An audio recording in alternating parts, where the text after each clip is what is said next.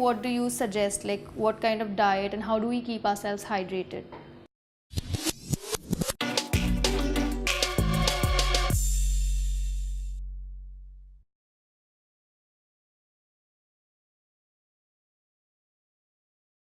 We all wish to stay fit and healthy, but our busy schedule doesn't allow us to do so. So how do we remain fit and maintain a healthy lifestyle? It's often difficult to visit and find time to visit a health expert and a nutritionist. So let me introduce you to Pune's leading health nutritionist and a celebrity consultant, Avanti Deshpande. Hello everybody. Hello Aishwarya. Hi, how are you? I'm doing fine.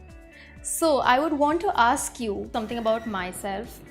Since I am into the modeling industry and we have long working hours, and like we don't get breaks for food that often, like the entire day we're just shooting. Yes. So then what do you suggest, like what kind of diet? Probably having a breakfast is the most important thing that you should be doing in the day, irrespective of whether you are into the profession that you are in or even for the other layman. Eating breakfast like a king is very, very important, and I really stress upon that to all the clients that I meet. Okay. Because whole night you've fasted, the next day you get up in the morning, and if you don't have something in the morning, you're going to get down your metabolism. Exactly. You're not going to feel energetic, and then the lack or the space which is lost in you feeling energetic because of food is you're just pulling on in the day. So have this breakfast, most important meal of the day. Okay. And then when you feel that okay, I am not going to be able to eat now, carry some munchies with you. Okay. So what will these munchies be? Simple things like it could be a handy fruit which you can easily put it into your handbag, or it could be like these almonds and walnuts which are like these small 10 to 15. You just put them in, and definitely nobody will even understand you're munching on them. Or the best easiest thing that you can do is keep a nutrition bar handy and have it in between. So even though I'm not going to get lunch or I'm not going to get dinner quickly, I'll definitely consume this, and you'll be good to go.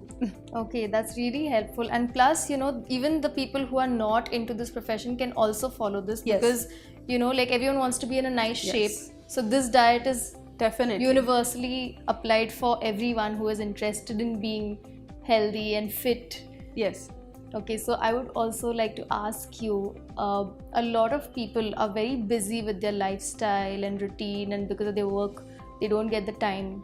So how does a nutritionist play a role in this kind of a situation? So Aishwarya, I'm a consulting nutritionist, and there are about several thousand clients whom I have attended up till now. So as I have been consulting, I have come up with this concept which is known as Eat Smart, which can be adapted by everybody. Okay.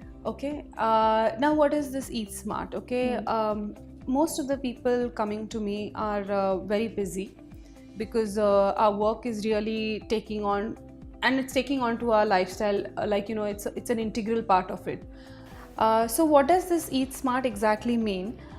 It means you should be able to make just simple modifications in your routine lifestyle which are easy to adapt over a period of time, rather than following some fad diets which you are often going to give up easily. Okay, so it so happens if you target there's a new year coming up, or probably there's a wedding coming up, then you try to start looking healthy or start eating healthy because you want to lose that extra weight, and then once that event is over, you give up on the diet. So these are basically fad diets, and then they don't take you in the long run. So what is needed essentially is making small and possible changes in your lifestyle. Okay, so the most important, as I was just saying, never ever missing breakfast is the most important thing that you should be doing. Even before that, when you get up in the morning, often people start having the first thing in the morning is either a tea or a coffee, right? That's how the day begins. So instead of just having tea and coffee, you try to combine it with a little something, maybe with a little bit of simple like Marie biscuits, or you could even have walnuts, almonds in the morning, or maybe start your day with a fruit. That's the best time to eat the fruit. Then you move on to having a good breakfast. Then just instead of jumping on to lunch, what you can do is have a little bit of a filler between your breakfast and your lunch. Now you will say, if somebody is working, how can just they open up tiffins and eat during that time in between? So these fillers can be very, very simple things, like they could be almonds and walnuts which could be kept at the desk. Yeah. Or probably they could be a fruit which is very easy to carry. You simply eat the fruit and then you sort it out. Or then nowadays you get a lot of these milks in the small tetra packs, or you get yogurts in the small packs, or even buttermilk. That can be an excellent filler. So what happens is you don't end up eating extra at the lunchtime. Then in the evening time, often it is seen that in the office there are fried snacks which are available. So instead of having these fried snacks, you can then choose to have something which is either a quick fix thing available or made available from home itself, or then you go and make good choices, like there are a lot of salad bars nowadays which are available in offices. Yeah. You can choose to pick up from there. There are fruit plates which are available, so you can end up choosing those plates. Or then simply, if you want, you could end up having probably a muesli and milk at 4 o'clock in the afternoon. It does not really matter that it should be only had at the breakfast time.